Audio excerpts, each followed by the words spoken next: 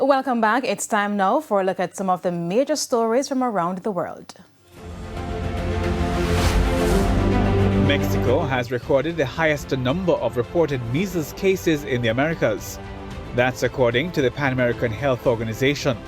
PAHO warns the outbreak could worsen with the upcoming FIFA World Cup, prompting calls for stronger vaccination efforts. Mexico's Ministry of Health says it plans to increase vaccination coverage to 95% nationwide. The alert comes just 4 months before the 2026 World Cup, which Mexico will co-host with the United States and Canada. Health authorities say if the outbreak continues, vaccination against measles could be required for all event attendees. And senior US and Iranian officials are set to continue discussions after talks in Oman amid a crisis that had raised fears of a conflict between the countries.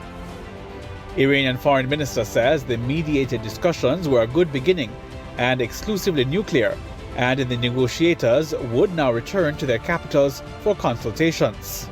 Ahead of the talks, US officials said they also wanted to discuss Iran's ballistic missiles and its support for regional armed groups, which underscored the gaps between the countries' positions. There has been no immediate US reaction. And those were some of the major stories from around the world. I'm Hal Shaneberg.